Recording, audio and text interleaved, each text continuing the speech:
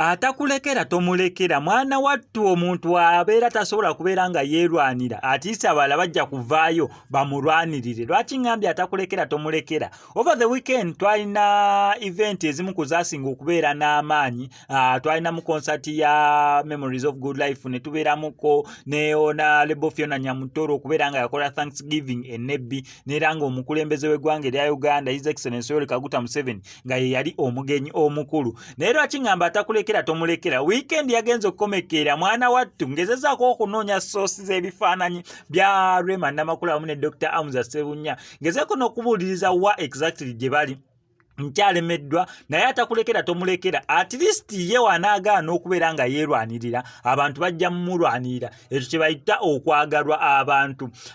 Honorable Fiona Nyamutoro ne Eddie Kenzo batrendinze over the weekend yonna paka kati olaba tukyali mu kubeera nga tubapostinga ne Rema Namakula either nga bamulwaniriddeko oba nga waliwo gyali gy'atanaba kubeera nga atutegeeza, kubanga ngezezaako noonyaako naddala kozi Facebook nga ye ndaba alikaamu, tewaliyo kyataddeyo na kintu na kimu. However, twafunye seeti za mirundi ebiri over the weekend nga ziraga za Rema Namakula ebifaananyi ebimu ku bipyapyapya ebitatera kubeera nga bitrendinga ne bitandika okubeera nga bitambuzibwa, ne kino kyennyini ekiraga nga baalinnyeekaawo ku nnyonyi basobola okubeera nga babeerako ne gye bagenda okubeera nga obulamu bubatambulira bulungi, okubeera nga obulamu bubagondera, okubeera nga obulamu butambula nga we baabubala. Mwana wattu byonna byonna ebifaananyi bizze ezo okubeera nga bibalwanirako oba bo okubeera nga atakulekera tomulekera. Statement yange ebadde kiriya, saagala munteeke ebigambo mu kamwa nga VJ Junior.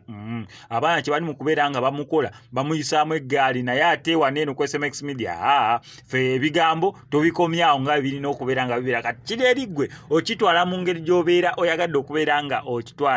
Naye nga yo couple nnungi nnyo ya Rema Namakula ne Dr. Amuza Ssebunya. Yes, one of the most beautiful couples ze tulina wano mu ggwanga erya Uganda, naye abantu bangi ze batunuulidde up to. Naye Honorable Fiona Nyamutoro, very good couple, n'abantu nabo bagitunuulidde. Naye atakulekera tomulekera, akitegedde kubira Mukama mu ngalo ez'amaanyi.